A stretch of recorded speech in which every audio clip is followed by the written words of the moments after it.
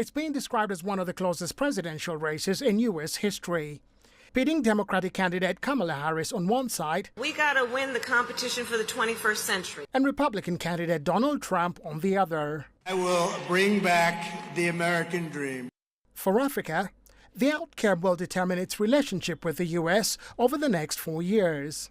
Kamala Harris' presidency for the continent would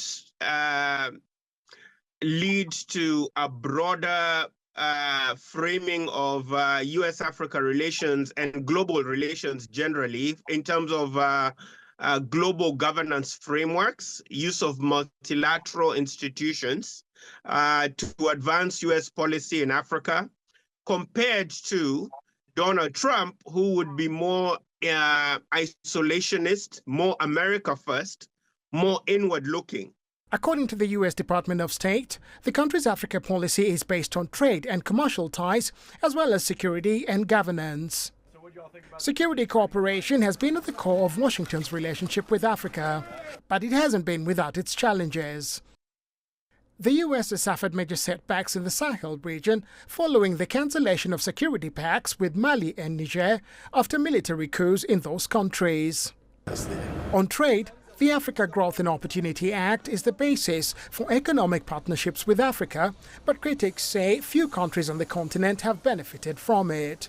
Additionally, the African Union has called on Washington to lift economic sanctions against Zimbabwe, which have been in place since 2003.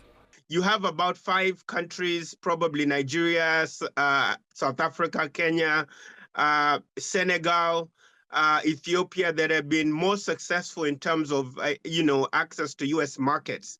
But a majority of African countries are still, behind in terms of accessing AGOA.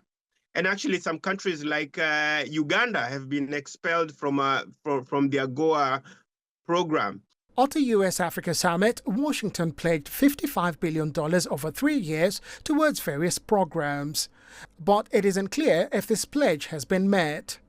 What is clear is that the next U.S. president, whoever it may be, will find a full inbox on their desk regarding Africa.